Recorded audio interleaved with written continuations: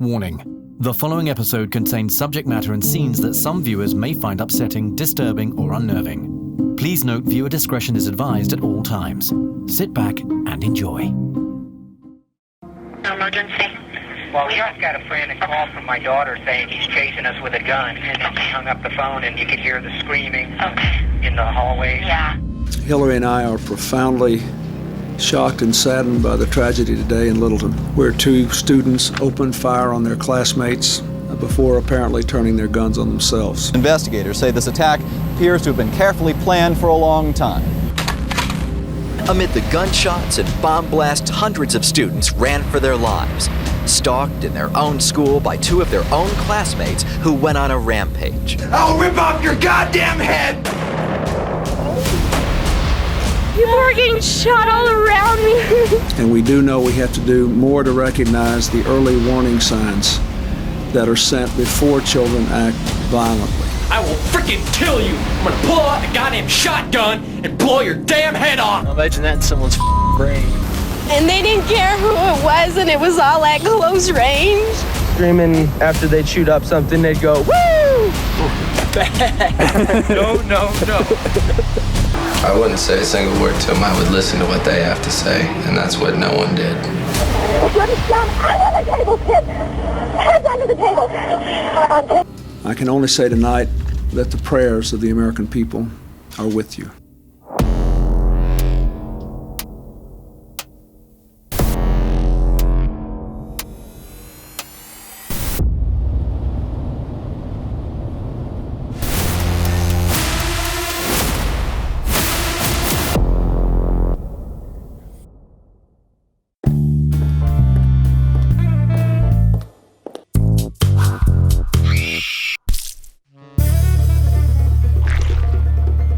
Hello and welcome back to Our Good Murderer podcast. We are here. It is episode 6, the final episode of the series 2. I'm Tom Norris and I'm joined once again. He's on the left of me. He's on the right for you. It's Ben Carter. I'm truly here, there and everywhere. Well, no, you're just on the left for me and right for them. But if they're listening, I guess I'm everywhere. Absolutely fabulous, Tom, to be back in Boston Sound with a big season finale. And what a case to go out on. It is a massive case. I know it's a case you've been very keen to cover since day dot of this podcast, and we have finally reached the appropriate time to release it onto our audience. But before we start, a little word from our sponsors. We want to take a moment to thank our brand new sponsor, Surfshark. Little old us with a sponsor, hey? Surfshark is a VPN app and browser extension that gives you access to an unbelievable amount of things. Now, when me and Ben do research for these episodes, we sometimes encounter websites we can't access because of our location. But Surfshark is here to save the day. So with Surfshark, you can change your virtual location with just a couple of clicks, allowing you to unblock content. Now, this isn't all. Picture the scene. You've gone on holiday, you go onto Netflix, suddenly there's a million true crime documentaries you've never seen before. You haven't even left your hotel room by the end of the holiday. Well, now Surfshark has you covered. You now have access to 15 different Netflix libraries, all from the comfort of your own home. It also hides your IP address and encrypts your online information in order to safeguard your privacy. Now Surfshark are sorting you, our lovely audience, out. If you head over to surfshark.deals/murder using the code MURDER, you'll get 84% off, plus an extra 4 months completely free. They also have a 30-day money-back guarantee, so there literally is zero risk. So why not hit the link in the description below and start surfing the shark? So as this is the final episode of the series, we decided to pick a very big case. I know, Ben, this was a case you wanted to cover possibly even in series 1. Yeah. We decided against it because we thought the Vegas shooter and this was maybe a bit similar in some aspects. Yeah. So we thought we'd wait until season 2. What was the reason why you were so drawn to this case? So I think in terms of cultural significance, this is probably up there in terms of the forefront. It's the biggest case I think we've covered. I don't know, there's a fascination with it. So people are obsessed with the case. There's so much attached to the two perpetrators and also the impact of the event itself. So it's a big old case. We've cut it up into some fairly hefty chunks, but it's a case we're excited to cover and very intrigued by. And I would think a lot of people are fascinated by it as well. So the case we're covering today is the Columbine Massacre. So as mentioned, the cultural significance of this case is huge. And I mean, we'll start with the two boys, Dylan Klebold and Eric Harris, who again, to this day have developed a bit of a cult following. So they're known as Columbiners, people that have either an infatuation or an obsession with the boys, the shooters themselves. But the two very different boys coming from kind of very different families, but they form a bit of a friendship, as we'll go on to see. We really like to paint a bit of a picture on the perpetrators. So that's the way we're going to start off today's episode. So Eric David Harris was born on April 9th, 1981, born in Wichita, Kansas. The Harris family relocated often as Harris's father was a US Air Force transport pilot. So his family never really got a steady base. They would go from place to place as his father would move between the jobs and the army. So it's one of those where, you imagine as a childhood, you don't really feel settled. You have to go make new friends and meet new people constantly, which is always quite jarring. Did you ever have to go to a new school or a new town? I didn't. No, same. So I didn't. Really relate. Dan, have you always been in the same school? I did change school. Oh, wow. How was it? Year 4. Did you get any new nicknames when you joined the new school? Legend. Stinky boy, Danny. New. Fair play to you, mate. Good on you. Did you feel settled now? Now I do, yeah. Thank goodness. Thank goodness. His mother was a homemaker, not Dan's. His mother was a homemaker. Well, she was. I'm not slagging her off. So Eric David Harris's mother was a homemaker. The family moved from Plattsburgh, New York to Littleton, Colorado in July 1993 when his father retired from military service. So Dylan Bennett Klebold was born on September 11th, 1981. He was born in Lakewood, Colorado. He came from a fairly different background in terms of both of his parents went to art school and were art graduates, and they were described as to be pacifists. So they didn't believe in war or disciplining their children. Or I'm immediately picturing Ned Flanders' parents. Yes, yeah, and then with Eric, his parents were probably Superintendent Chalmers and the lunch lady. Okay. Dillon, Colorado, born and raised. It's very much compared to some of the states that we've covered previously. There's not a high rate of crime at the time, or there certainly wasn't at the time anyway. Dillon grew up. His parents absolutely doted on him. He was taught to be a very open-minded and an open-hearted individual, so very emotionally raised. Dillon and his older brother attended confirmation classes in accordance with Lutheran tradition. As had been the case with his older brother, Klebold was named after a renowned poet, and in this case, the playwright Dylan Thomas. So Eric, growing up in his household, very regimented family style, very strict parents, he grew up quite an angry lad. His dad was a decorated soldier, so obviously he's growing up in a very kind of atmosphere of like discipline and things being a certain particular way. But he also experienced a lot of bullying from jocks growing up, which, a lot of our cases, they've grown up in a situation where they're being bullied, being picked on. He was advanced in his classes, very smart, and had plans on following his father's footsteps into the military, and had already applied to be enlisted as a Marine. So Dylan, on the other hand, was quite a tall, the word I want to use is lanky. So tall, skinny guy, but he was very shy. He was very much an introvert. I imagine he was the kind of guy that probably had a deviant art page. That's a great throwback. So during the transition from middle school to high school, he became part of the CHIPS group, which stands for Challenging High Intellectual Potential Students program. And he found the transition to middle school very, very difficult. So Eric and Dylan met at school and became very good friends, and they also were working together at Blackjack Pizza, where Eric was a shift manager and Dylan was an employee. The pair had met in 7th grade, and over time, people would say they're inseparable. They're always together, always spending time with each other, and yeah, as thick as thieves.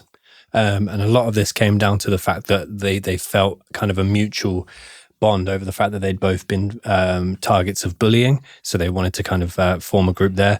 They did eventually go on to join what is known as the Trenchcoat Mafia, which was essentially a group of kids that liked to wear long black trench coats. And they called themselves a mafia because I guess they were a group. Are they called leather dusters in nowadays talk? I think they are. Yeah, I don't think they're...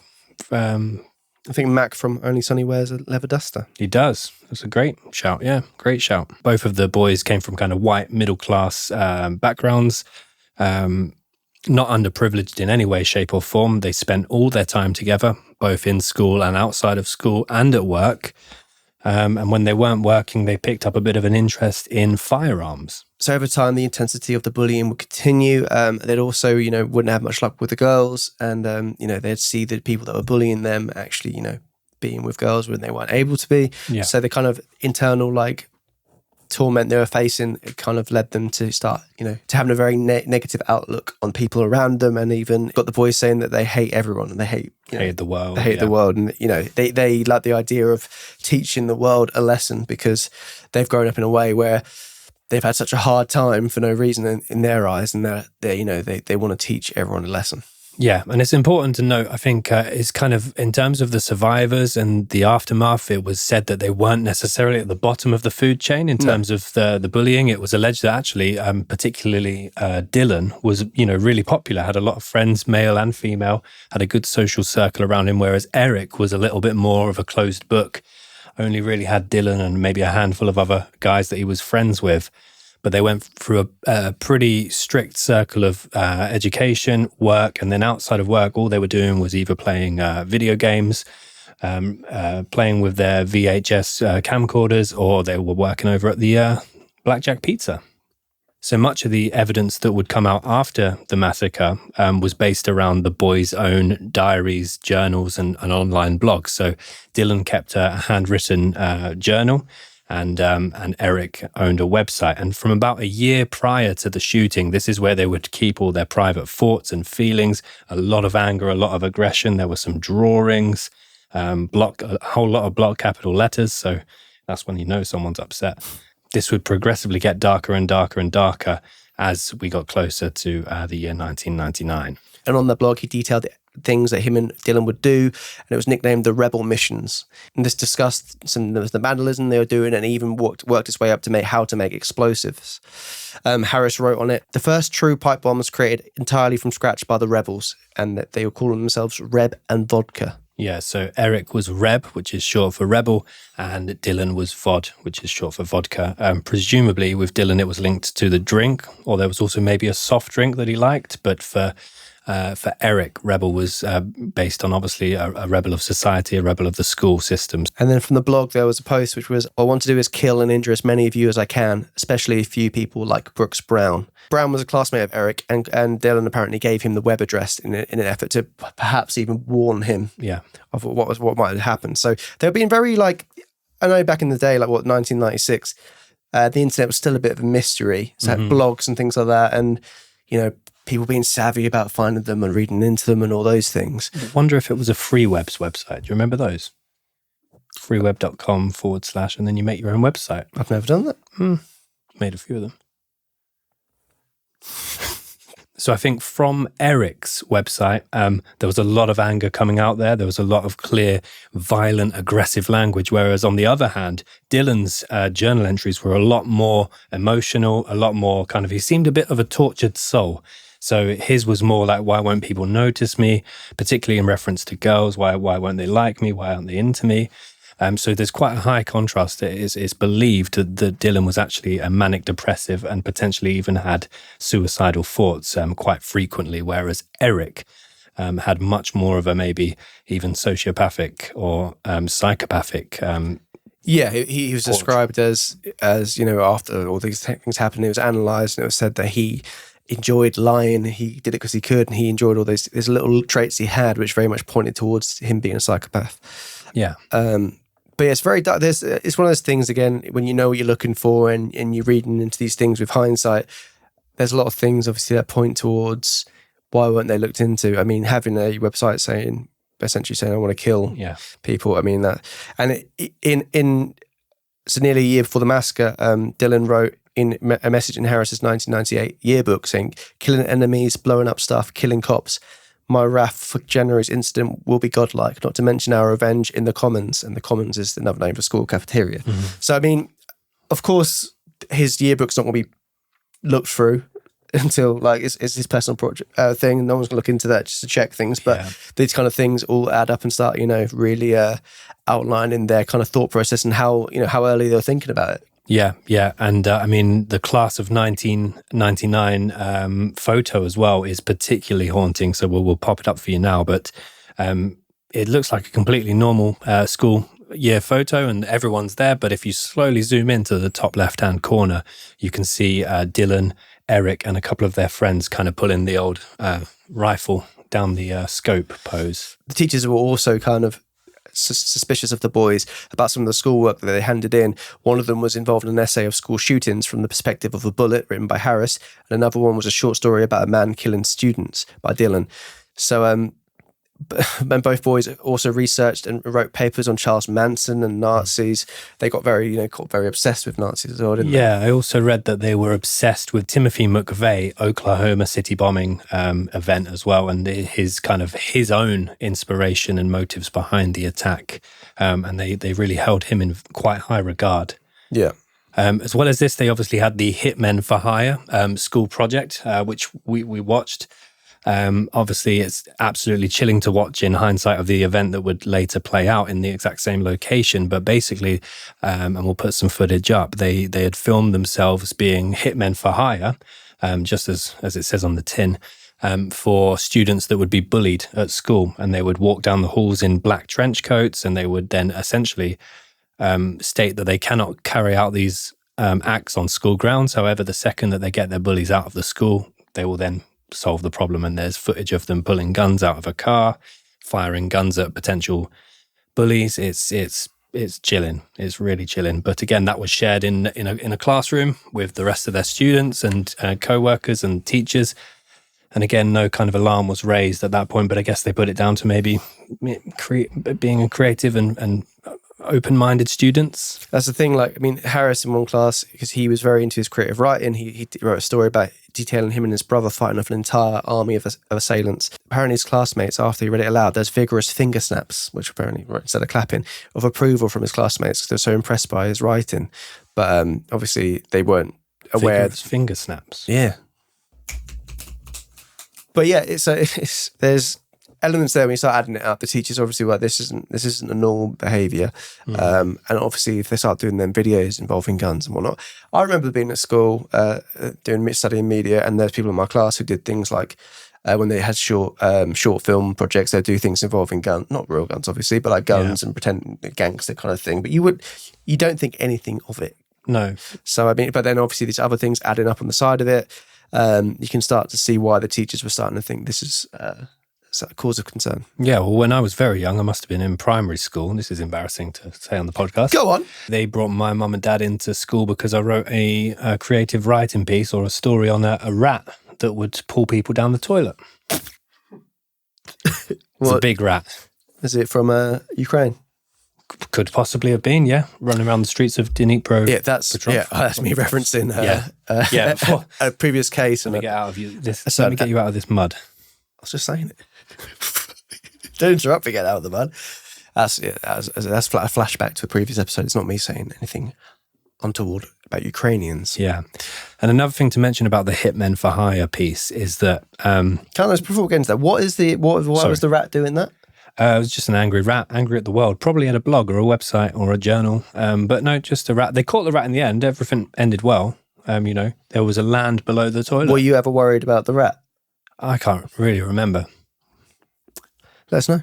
Yeah. Let us know in the comments below. Was Ben worried about the rat? Named after a rat. Ben Michael Jackson. What? It's about a song about a rat. Ben Michael Jackson? Ben by Michael Jackson. It's about his pet rat. Oh. Yeah, the music video. It's covered in rats. So anyway, on the Hitmen for Hire. So part of the footage was kind of a face. What would you work in the sector, in the biz, Tom? Face on, talking at the camera. Just a close up. So they had these things called close ups, right? And they filmed a separate one for Dylan and a separate one for Eric. Now with Dylan's, the aim of the close ups was to basically be speaking to the camera as if they were confronting the bullies. So with Dylan's, he was screaming at full voice and trying to intimidate, but every time he tried to do it, he would corpse and laugh, and he couldn't finish. No, you goddamn little bitch-ass piece of shit! Do not! God damn it. However, with Eric's, he immediately got everything straight down the camera, word for word perfect and wasn't fazed by it whatsoever. Go ahead. Look, I don't care what you say. If you ever touch him again, I will freaking kill you. I'm gonna pull out a goddamn shotgun and blow your damn head off. Do you understand, you little worthless piece of crap?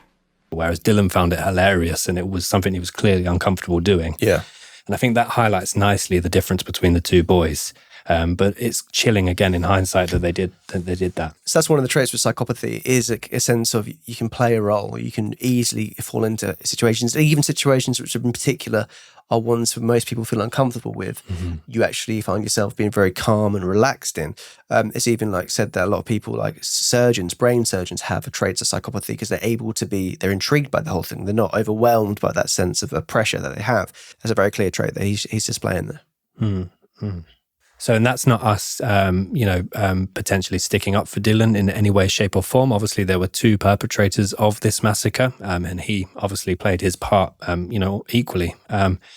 But it is interesting always to look at, the kind of traits and the personalities behind both boys. I mean, the way that I feel encapsulates it quite well is that Eric wanted to kill, but Dylan wanted to die. And that was kind of a dangerous cocktail of a relationship between the two that kind of takes us to April 20th.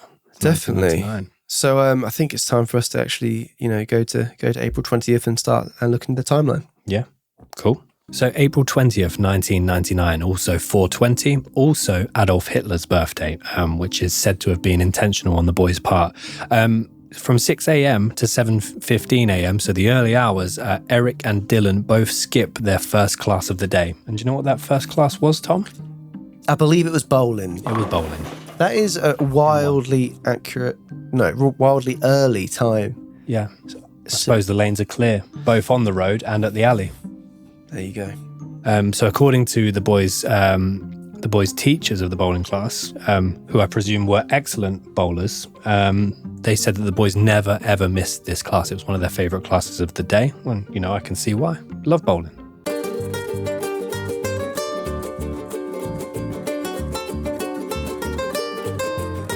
It was said that the weeks coming up to the shooting, they were starting to miss the class, though, quite regularly.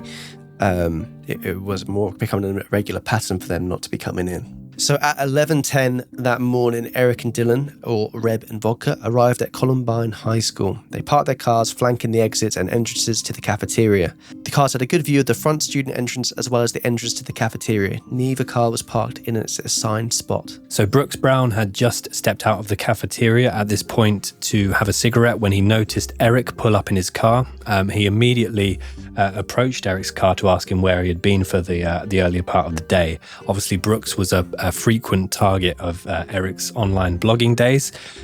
Eric, however, dismissed the fact that he hadn't been in class and informed Brooks, "It doesn't matter anymore. Brooks, I like you now. Get out of here. Go home." He then turned away from Brooks and started unloading his car. So Brooks shrugged these words off, but later on we'll look back on these and feel very uneasy thinking about the last exchange he actually had with Eric. Yeah, very matter of fact. So shortly after 11:14 a.m, the gunmen dressed in black leather dusters and wearing wraparound sunglasses carried 2 duffel bags into the school's cafeteria, each containing a 20-pound propane bomb, set to go off at 11:17 a.m. So obviously the cafeteria, a place where everyone's going to congregate, a lot of heavy footfall, and thinking that's going to be a place which if they hit there, it's going to cause mass injury. Yeah, they'd planned that specific period of time that they'd researched when the most bodies were in the cafeteria, and 11:17 was when a lunch started. So that would be a fully packed cafeteria they intended on blowing up. Just moments before their entry, as janitor turned off the cafeteria surveillance cameras to rewind the tape they recorded on, missing the act of the bags being left on the floor beside the 2 tables. So that is just extreme, in their eyes, I imagine, good fortune but obviously for the school, that's significant. Yeah, I mean, once the bags had been dropped, they could be seen clearly on the surveillance, but they missed obviously the key moment of the boys placing the bags down. So Eric and Dylan returned to their cars to wait for explosions. Now, it's important to mention at this point, this was their plan A. So plan A for them, they'd obviously park their cars at key entry and exit points of the cafeteria. Their plan was to blow up the cafeteria, taking as many lives as possible with it. but also being ready with ammunition to pick off any potential survivors who were fleeing the premises. Yes. Which is just chilling. I mean, if that had gone to plan, it's still what they would go on to do. It's absolutely outrageous. But if plan A had gone through, you'd hate to think that, the numbers that they would have reached with this one. Yeah, well, there was 488 people in the cafeteria at the time when the propane bombs were set to go off. So yeah, the number could have been a lot higher. And it's estimated if the bombs did go off, the library would be likely to collapse on the lunchroom due to structural damage. But yeah, luckily for the bombs, they didn't go off.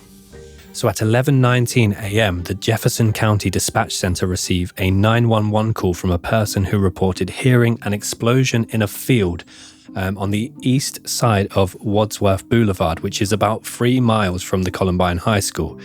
2 backpacks loaded with pipe bombs were said to have been the cause of the explosion and subsequent fire, which actually would have been at the hands of Eric and Dylan in the attempt to cause a mass distraction.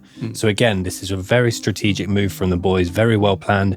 As we mentioned, their planning goes back a year prior to the massacre itself. So they already thought, you know what, we'll cause a mass distraction, get police services out the way, firefighting services out the way, and then surely that gives them more kind of rampage time.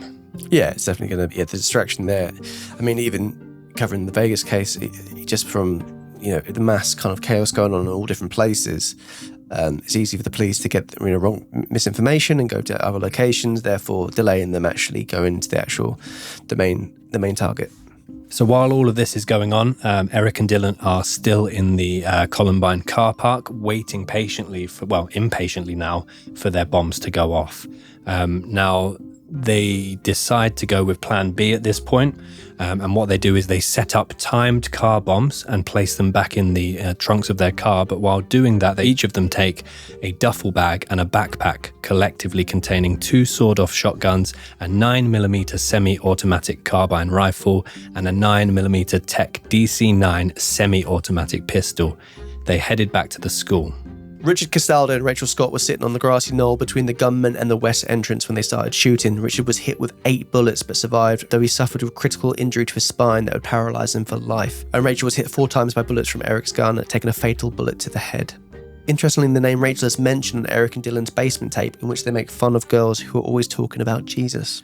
Yeah, and we've seen in some of the documentaries as well when they have when Richard has been interviewed, that the boys mocked Rachel as she was dying, asking if she still believed in God, and she replied that she did, and then Eric is claimed to have said, well, go be with him, before shooting her in the head. Yeah, I know the parents kind of look at that as, they even kind of mentioned her being like a religious martyr. Yeah. That she believed in God, and that was her kind of like, she didn't change her beliefs, and even being faced with that.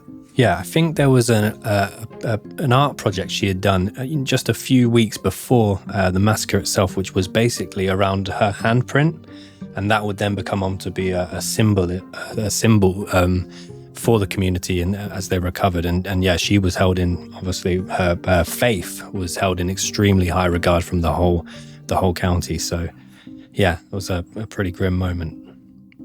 So after shooting Richard and Rachel, the boys edged closer towards the school entrance. And as they did this, Lance Kirkland and his friends Danny Rauber and Sean Graves had just left the cafeteria through the side entrance to go to the smoker's pit.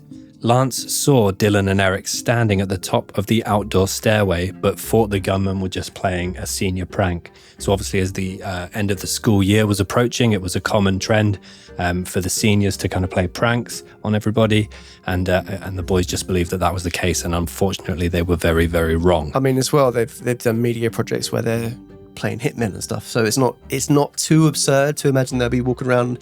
Yeah, as you say, playing a prank, playing those roles they used to play. Making the sequel. So as the boys believed it was a senior prank, they carried on approaching Eric and Dylan. And as they approached them, Eric and Dylan decided to target them next. So Lance would later say that he doesn't recall hearing the gunshots whatsoever, only feeling the impact. And he remembers that he was hit in the leg and the chest. Danny was also shot in the chest and fell back into Cian. Lance turned to run and was shot in the leg, causing him to fall to the ground. Cian ran past, taking several shots to the back and abdomen before a gunshot wound to the leg downed him just outside the door to the cafeteria. So 5 students who were sitting to the west of the stairs were shot as they ran for cover. 15-year-old Michael Johnson was hit, but he was able to reach the outdoor athletic storage shed where he hid with the other 3 uninjured students who had already made it there. Mark Taylor had suffered a critical hit and fell. Paralysed and able to flee with the others, he played dead. That's the thing you hear a lot in these school shootings is people playing dead, and sometimes, it's an interesting one. Unless you're in that moment, I guess you can never truly say what you would and wouldn't do. Anne-Marie Hochhalter had been eating lunch with friends just outside the cafeteria when the shooters opened fire. She got up and tried to run for the shelter of the cafeteria, but was shot by Harris. Paralysed from her injuries, she fell. So as the boys were moving from location to location, they also lit and threw homemade pipe bombs onto the school roof. Some witnesses actually reported hearing them say, "This is what we always wanted to do. This is awesome." That's chilling. I mean, we'll go on to some more quotes, eyewitness quotes of what the boys were alleged to have said, and actually some audio, which is absolutely haunting. But the fact that they're so confident and so clinical in their approach at this point is... It's even the language, it just shows how young they are. It's kind of, it's... I think Eric had only just turned 18 a few days before, and Dylan was 17, and for them to be kind of picking people off and cheering and laughing and saying this is awesome, it's messed up. So teacher Peggy Dodd, who was in the library at the time, said she looked out of the library window and could see Dylan standing on the hill just shooting. He had been a student in her computer class the previous year, and she remembered him as being a troublemaker who hacked into computers and wore tall Nazi boots and an overcoat. Dodd said that Klebold was holding a weapon with both hands, and using a sweeping motion, he pointed it towards the south parking lot. So Sean Graves managed to crawl to the doorway to the cafeteria, but weakened from blood loss, he couldn't make it all the way inside. He rubbed blood on his face and he laid there playing dead. To do that, that is, smart, first of all, but man, it's impossible to comprehend being in a situation like that. I mean, he's dying on the floor, can't move anymore, and decides, and still has the kind of initiative to... Wow. So meanwhile, Eric then headed down the stairs where he shot Daniel Rothber at close range, killing him. Dylan, meanwhile, shot Lance Kirkland again, this time at point-blank range in the face.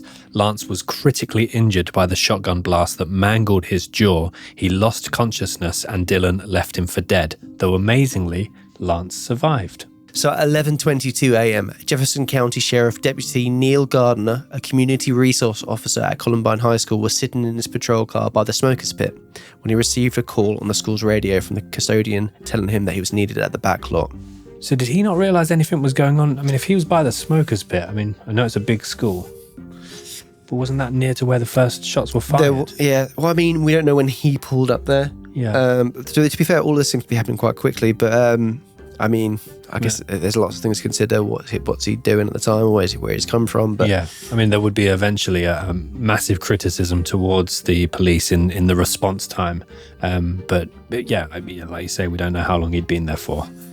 So at 11:23 a.m, a 911 call from a student at Columbine reported that a female had fallen in the south parking lot, and they alleged that she may now be paralysed. Deputy Paul Mager, who was actually on his way to attend to the fire, the distraction fire that the boys had ignited, had a message over to his radio and rediverted towards Columbine High School. So 18-year-old senior Nick Foss was in the cafeteria when a girl came running in from outside screaming, "Someone shooting, someone shooting."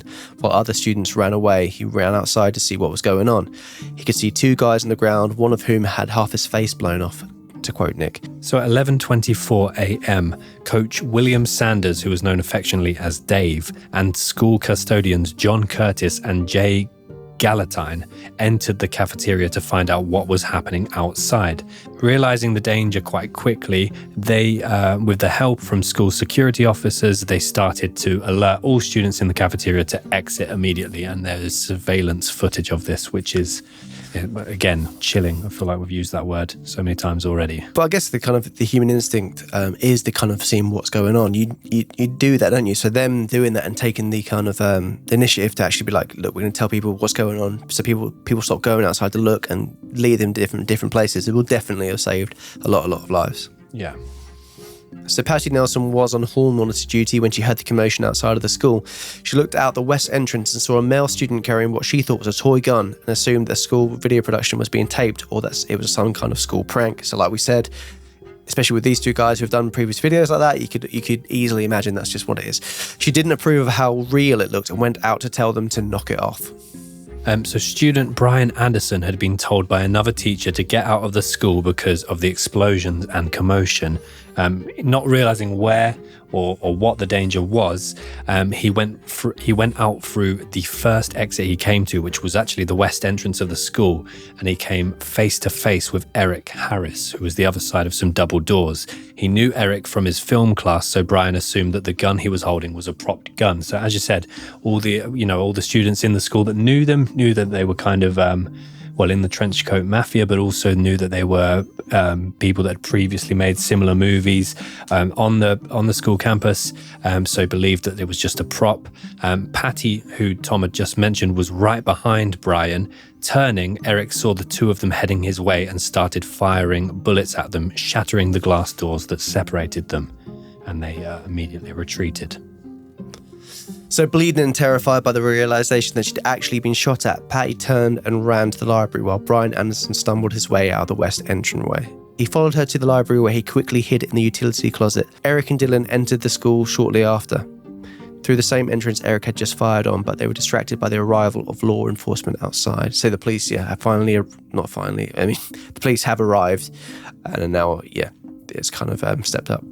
So Deputy Neil Gardner was first on the scene, and he decided to park in the senior parking lot, which would apparently give him the best view of the entire school. Now, this lot that he was in happened to also be the closest to the entrance that Dylan and Eric had just gone into, and also had the best view on the cafeteria. As soon as Gardner got out of his car, Eric Harris fired roughly 10 rounds of ammunition towards him before his weapon jammed. So again, they've not gone in with a motive just to kill students or bullies or enemies.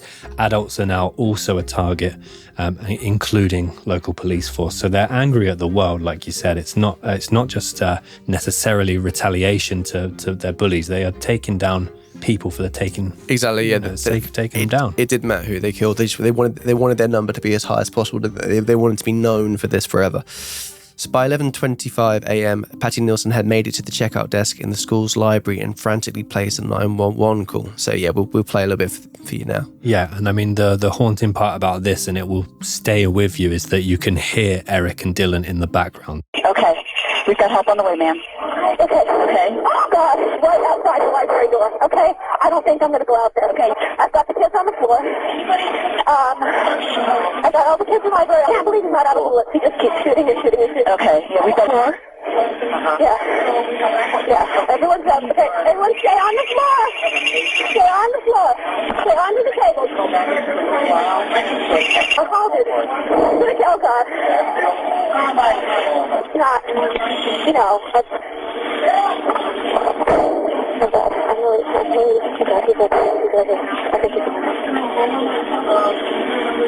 What's your name, ma'am? My name is Patty.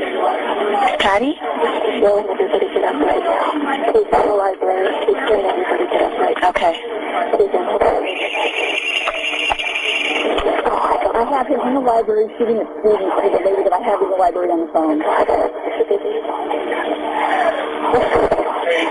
Okay, try and keep as many people down as we can. Okay. Do you know who he is? Okay.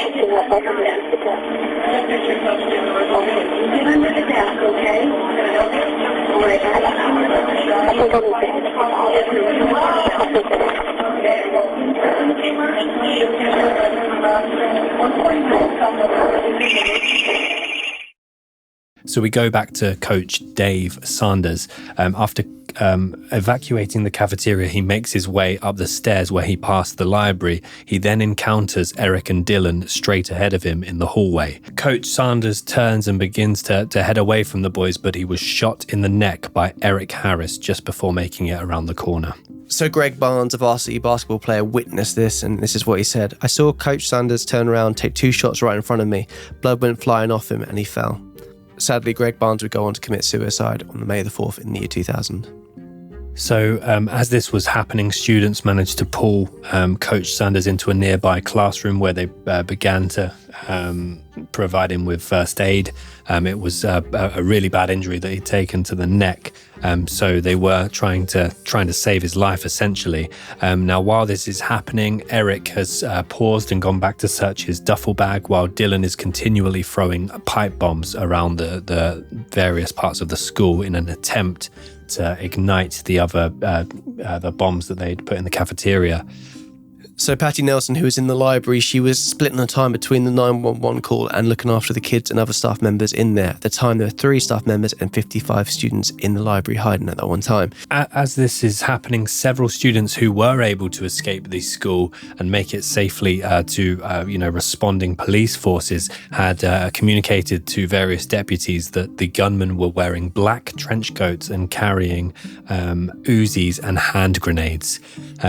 So the information that police forces were sharing at this point was to potentially get snipers on the scene to take out anybody leaving the school in a black trench coat. And as a result, they subsequently arrested Brooks Brown upon his escape from the school, thinking that he was potentially linked to the attack.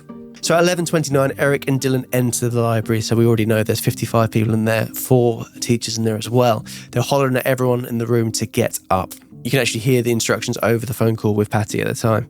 They say things such as, "Everyone with a white cap or baseball cap, stand up. All jocks, stand up. We'll get the guys in the white hats." Wearing a white hat at Columbine was a sign of being a jock. And we know from earlier on in the research the fact that they hated jocks. I mean, they hated everyone, but jocks was clearly the popular kids that would bully them. So that was a real big target that they wanted to go after. And when nobody did stand up in a white cap, Eric responded, "Fine, I'll start shooting." As Dylan and Eric proceed through the library, they actually encounter 16-year-old Kyle Velasquez, who had suffered a stroke as an infant and was also learning disabled. He was still sitting at a computer table while everyone else was hiding, so it's heartbreaking. He didn't know at this point that he should hide or had any reason to be in fear. So Dylan approaches him and shoots him in the face with a shotgun at close range. So absolutely heartbreaking. Well, yeah, as you said, as we keep saying, there was no discrimination. No, anyone was a target. They were happy to kill anyone. As I said, it seems as if they wanted their kill count to be as high as possible. Just shortly after, Eric and Dylan would start shooting at the police through the window outside, and then the police began to return fire. They weren't successful. They didn't have a clear shot on Eric or Dylan, so they were just kind of shooting, shooting in the general direction. They didn't get any clear hits. Eric Harris then turns away from the windows where he was opening fire on police and starts to open fire on the nearest table. His first shot killed student Steve Kernow, who was hiding under the last desk, and his second shot injured Casey Rusiger. Outside the school, emergency response units continued to rescue and pull students to safety. So on the 911 call, they could still hear this time. They could hear them shouting Yahoo, even saying things like peekaboo when going under the desks to shoot at the students. It was very much a game for them. It was something fun, something they wanted to do for so long. And you can imagine that kind of situation that, if people might do that and then they just realise, what am I doing? And they get all panicky and scared. But these boys did not seem to be that way. They were like, this is what I've wanted to do. And this was their moment in their heads to shine, which is a very scary thought. Yeah, and particularly a lot of the recreations of the event itself or documentaries or films, and there are many of them, they really, really highlight this particular scene in the library of poking down below the table and saying peekaboo. The actors playing them are terrifying as well. But also the thought that, these are kids that have allegedly been bullied for many, many years to then start playing with people and torturing people, emotionally just before they potentially kill them it's really unsettling. It is. So on the subject of them saying things like peekaboo, Eric actually did exactly that to Casey Bernal. He bent under the desk, said peekaboo, and shot her with a shotgun in close range and actually killed her. The recoil from the shotgun actually caught him in the face and breaking his nose and making him bleed. So the sight of blood in his face disturbed several students who told reporters afterwards that it looked like he'd actually been drinking blood. And obviously they were dressed quite gothic. It's a haunting image. We'll get onto that. So despite the danger still present, student Pat Ireland moved out of his hiding place to administer first aid to McKay Hall. Upon seeing him, Dylan shot him twice in the head and once more in the foot when Pat tried to crawl back under cover. The blast knocked one of his shoes off and he fell to the floor unconscious. Mackay and Dan Steepleton played dead to avoid being shot again as well. So just by where Cassie was hiding, Bree Pascal was crouched down in the open. Eric turned his gun onto Bree Pascal and he said to her, "Do you want to die?" Bree answered, "No, please don't shoot me. I have a family and a fiancé." He laughed at her, then finally seemed to notice that his nose was bleeding. He said, "Dylan, it hit my nose." And according to Bree, he started laughing again. He said, "Everyone's gonna die. We're gonna blow up the school anyway." Dylan then called his attention to two boys hiding under another table, and Eric, distracted, forgot about Bree and moved on to join his fellow gunmen. So Dylan was at another set of tables where three friends were hiding. Matthew Ketcher, Isaiah Scholes, and Craig Scott. Now, Craig Scott was actually the younger brother of the very first victim killed, Rachel Scott. The shooters flanked the table on the east and west sides, and Isaiah was heard by witnesses to have told the shooters that he was scared and wanted to go home to see his mum. Dylan made a racial comment towards Isaiah and then tried to pull him out from under the table. When that didn't work, Eric fired under the other side of the table, killing Isaiah. And I mean, just on that, one of the things I remember from the aftermath and the news footage is that Craig Scott, who obviously had lost his sister, was on a news station hugging the dad of Isaiah, and that hug just lasted forever. It was absolutely heartbreaking. Obviously, there weren't very many African-American students at the school at the time whatsoever.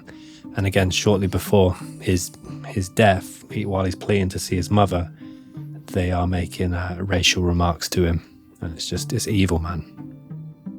So Dylan followed his lead and shot under his side of the table as well, killing Matt Ketcher. So Craig Scott was miraculously uninjured, and he pretended to play dead whilst laying in his friend's blood. Meanwhile, Dylan crossed the room to the east side of the library where he shot out the trophy case near the door. And I think there are photos of this trophy case. It's absolutely demolished. Moving around the broken display, he shot underneath the nearest library table to the south, leaving Mark Kington with bullets in his head and shoulder. Klebold then turned around and shot at the students hiding under the table to his left, injuring both Lisa Kreutz and Valine Scher with the same bullet. He then fired 8 times in rapid succession, followed by a 9th shot, killing Lauren Townsend, who had been beside Val Schnur. So 11:34, the boys moved across the library, reloading their guns. Eric caught the sight of a boy he recognised under the table. Dylan aimed his gun at his head and asked him to identify himself. He did, and he said John Savage. He was actually an acquaintance of Dylan, and he asked Dylan what he was doing. Dylan replied casually, "Oh, just killing people." John asked if they were going to kill him too, and Dylan told him to get out of the library. So there's odd acts of mercy for this, isn't there? Like early on saying to Brooks Brown, and then even here. So let's not talk like a glimmer of hope in this, but and it's just the kind of callousness and saying just killing people. It's all a big joke to them. So at 11:35 a.m, Eric turned and fired on the table directly north of where they had just been shooting. Shooting Daniel Mauser in the face at close range, killing him. So this is the one that really, not that it's not all completely upsetting, but the father of Daniel, he's in the Bowling for Columbine documentary. I think he has his own YouTube channel now, but it's absolutely heartbreaking. And apparently they'd initially shot Daniel in the hand, and when Daniel then tried to fight back, they shot him in the face, calling him Four Eyes. Yeah, so the father would go on to campaign for gun reform. Dylan and Eric continued onwards where they found more students and opened fire on them where they killed Corey DePuta. So the gunmen would leave the library at 11:36 a.m. Patchy Nelson was still on the phone with 911 at the time. So yeah, that was, we'll put some footage up of the library afterwards, but an absolute It was a hellish scene, wasn't it? It was. At the same time when the shooters were leaving the library, Deputy Searle reported a man on the roof wearing red, white and blue striped shirt. The man was thought at first to be possibly a third shooter at the time, but he was later identified to be an air conditioning repairman. Timing-wise, yeah, that is terrible. Luckily, they didn't. There was no big attempts at targeting him. But was he working away then? Was he unbeknownst as to what was going on? I guess if you're in a building and hearing all the guns going off and the explosions and all these things and screams, maybe the best place to be is on the roof. Well, that's a fair point. I mean, there you go. But they assumed that he was the third man, but luckily they didn't act upon it. So while Eric and Dylan are now moving location, the remaining students in the library are left in absolute silence. I guess their ears still ringing from all the explosions and bullets. But at the same time, they're not knowing, and this is the same with any school shooting, they're not knowing who maybe they know who the shooters are, but what they're doing, are they going to come back? Is it over? Can I come out? Should I continue to play dead? I mean, you can only imagine what that kind of situation must have been like. Yeah, even who's dead, who's died. My friend's been killed, my teacher been killed, or if you have any other family in the school, brothers and sisters, it's all running through your head, isn't it? So in just over 7 minutes, 10 people were killed and 12 more were wounded. There were a total of 56 people in the library. 34 of them had escaped injury altogether. The shooters had more than enough ammo to kill everyone, but for whatever reason, they didn't. And again, I think we mentioned that there were a couple of students, obviously they tested with different questions before letting them go. Some students that they instantly shot. Some students were playing dead, so they assumed that they were already dead. Not to look too look deeply into it, they seem to be absolutely fine with shooting people that are running away, but maybe when they're actually faced with people directly in front of them, and confronted with them, looking at them, maybe they slightly didn't have as callous a look on that as they did with people running away. Because running away, they've got a chance. Maybe they see it as more as I don't know. It's just a possibility. Dylan and Eric then make their way down to the cafeteria at 11:44 a.m. and there's footage of this again that you can see. The surveillance footage is really, really eerie. So Eric stops on the stairs and kneels down to fire several pot shots at the duffel bags they had placed in the cafeteria, attempting to ignite the bombs. He semi-ignites one of them, which causes like a mild fire, but neither of them explode properly. And while this is happening, Dylan is walking around picking up people's drinks and just seeing off a little bit of apple juice and orange juice. Just the calmness of it all is just eerie as hell. They're probably very aware about the surveillance in the actual place as well, knowing that these are the images going to be used on the news reports and the media, so they're probably trying to be a bit give it the big one on the camera. Yeah. A student that was in the cafeteria at the time heard one of the gunmen say, "Today is the day the world's going to come to an end. Today's the day that we die."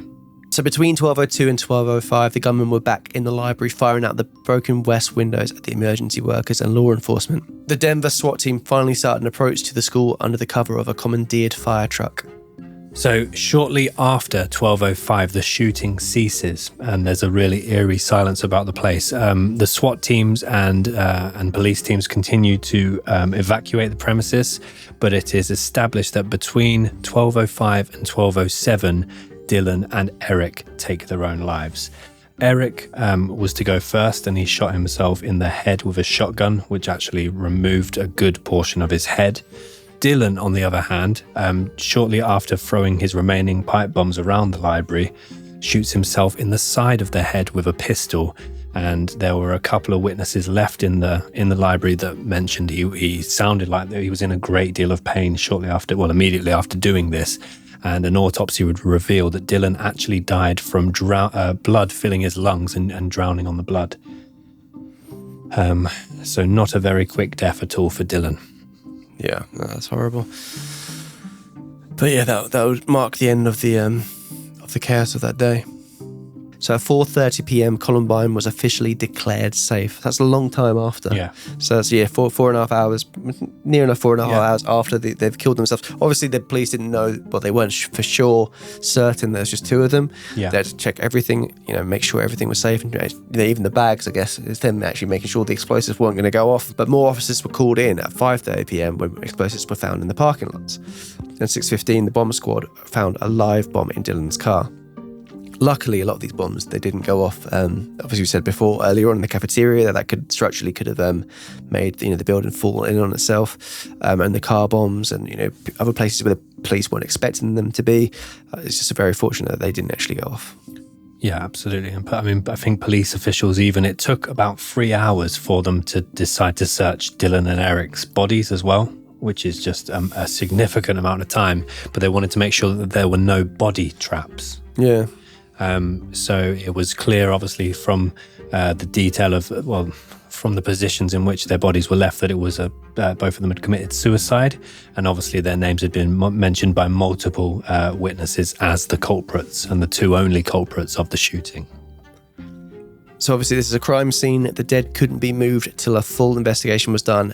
At 10:45 p.m, the car bomb actually went off when an official tried to defuse it, damaging the BMW without injuring anyone. It's crazy. So, this whole time, as they're evacuating, and there's so many news reports of students fleeing and jumping into the arms of loved ones, parents waiting to know if their kids have been involved or not. There'd probably be still kids around the school hiding. Yeah. And, not sure what's going on. So, parents waiting, hearing all the news from work, having to rush over there. So the day after the shootings, thousands of people travelled across the country to pay their respects and lay flowers just beside the school grounds. Other memorials were held for those who had died. It was sunny that afternoon, but as soon as the bodies of the shooters were removed from the school, an unseasonal blizzard began. So as Ben mentioned throughout that, the police were criticised in terms of the speed of entering the school, which it actually resulted in the introduction of the immediate action rapid deployment tactic, which is used in active shooter situations. Columbine also resulted in an increased emphasis on school security with zero tolerance policies. Debates and moral panic were sparked over guns and gun control laws, high school cliques, subcultures, outcasts and bullying, as well as teenage use of pharmaceutical and antidepressants. We haven't really touched on that massively, but the fact that they were, they went in there, they wanted to kill as many people as they did, and people were trying to, obviously everyone wants to know the motives and the reasons behind it. One of the things believed was because Harris was actually rejected from the US Marine Corps shortly before the killings took place because of his psychiatric medication, his antidepressant Luvox. So, they were immediately looking for, some kind of motive, and there were many different fingers pointed, many different theories put forward. There were a set of tapes recorded by the pair in the build-up to the attack. So as well as their journals and their websites, they actually filmed a series of videos together, which is now known as the basement tapes. And 30 minutes before the attack was due to take place, they filmed their very last tape together. As soon as the final tape is rolling, the following kind of dialogue takes place. So Harris, say it now. Klebold, hey mum, gotta go. It's about half an hour before our little judgment day. I just wanted to apologise to you guys for any crap this might instigate as far as inaudible or something. Just know I'm going to a better place. I didn't like life too much and I know I'll be happy wherever the fuck I go. So I'm gone. Goodbye. Reb. Dylan then takes the camera and begins filming Eric. Harris, yeah.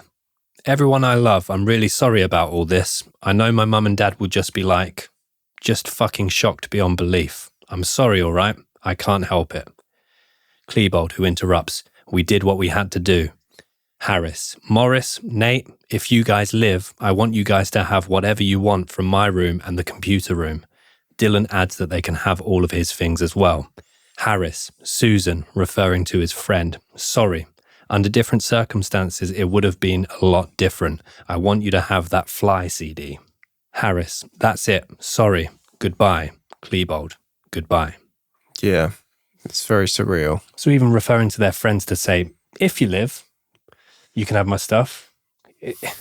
There's no... I guess, their original intention was to blow up the cafeteria, wasn't it? So I guess it's not knowing if they would actually be there within the time they did it. So as we mentioned, there are a number of motives, theorized about the boys. So the first one was obviously bullying from jocks, depression, mental disorder, the fact that they were outcasts, a potential link to political terrorism, so obviously heavily influenced by Timothy McVeigh and the Oklahoma City bombings. And even the Nazis. Yeah.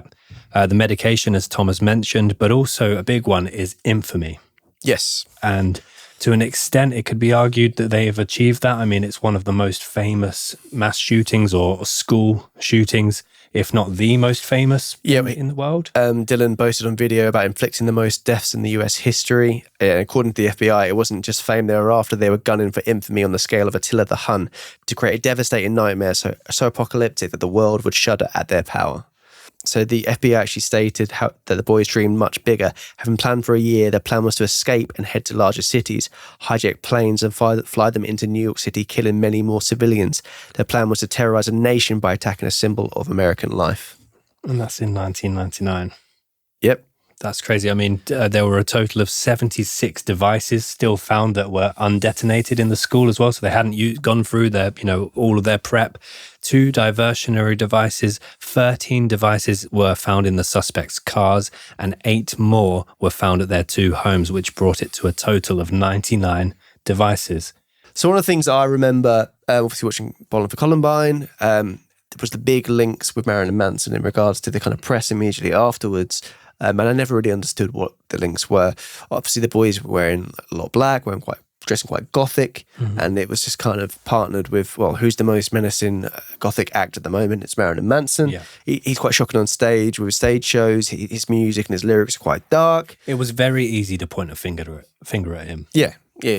One of the after reading, I wanted to kind of explore this a little bit and kind of see what exactly, what was the link? Was it? It can't just be a simple case of pointing the finger. Yeah, which it literally was. Yeah. The kids were rumoured to be wearing his merch during the shooting, but that was disproved. Yeah. They were actually, it was actually known, apparently from their peers, that they actually had quite a distaste towards Marilyn Manson's music.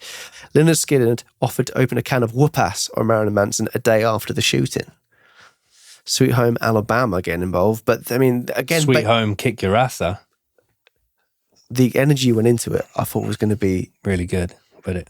So yeah, Lynyrd Skynyrd getting involved there, and again, without any kind of actual evidence there, so maybe they need to wind their necks in a little bit. Under the mounting pressure, though, from all this stuff and the bad press that Marilyn Manson had, he did go on to postpone his last 5 North American tour dates for the respect of the victims and the families.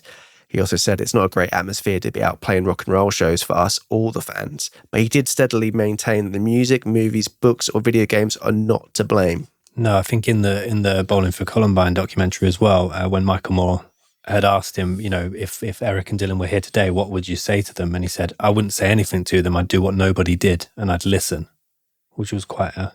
Yeah, he's a very clever guy, Marilyn Manson. Yeah, very clever guy. So in terms of, I guess, the legacy that they've left, I don't want to glorify the boys whatsoever, but it was 13 victims killed, 24 injured, 21 of which were through gunfire, and then obviously the 2 killing themselves took that total up to 15.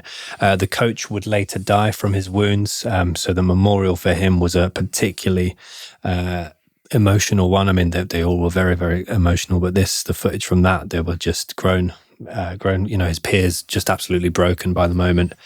So in terms of where Columbine ranks, it's the joint 14th deadliest mass shooting in American history, and it's the joint 23rd in school massacres worldwide. Did a double take when I saw number 1. Not that it's a competition in any way, shape or form, but number 1 is the Beslan school siege in Russia, which resulted in 385 people being killed. As we mentioned earlier on, there are people out there called the Columbiners who look up to Eric and Dylan. So Melissa Anderson, who runs an Eric and Dylan fan site, says the reason she thinks they are really cool to do what they did is because they stood up for themselves, being teased every single day, which she can relate to.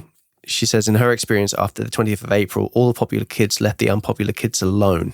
So it's kind of that this act stopped all the bullying in her eyes, which... I mean, there are hundreds of thousands of kids that get bullied and don't go on to do what these 2 did.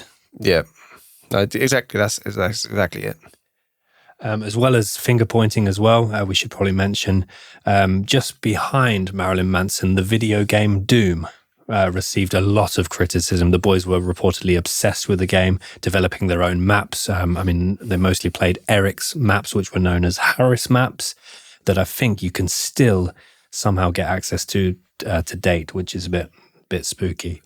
On the note of video games, in April of 2005, Super Columbine Massacre RPG was released, which is a video game basically role-playing the roles of the boys going through the school and trying to get as many victims as possible. Of course, that received a huge amount of backlash. Yeah, and rightly so, yeah. Yeah, absolutely. I mean, there have been multiple movies made as well. One of them, which actually I forgot to mention, was what first kind of put me onto the case, was Elephant by Gus Van Sant. The boys have served as an example, often cited by other young school shooters, including Virginia Tech killer Song Hoi Cho. So yeah, there's a lot of copycat killers, and I think it's the, being the bullied. I think even now, if you look at it, there's a lot, they probably would fall under the category of incel. Yeah.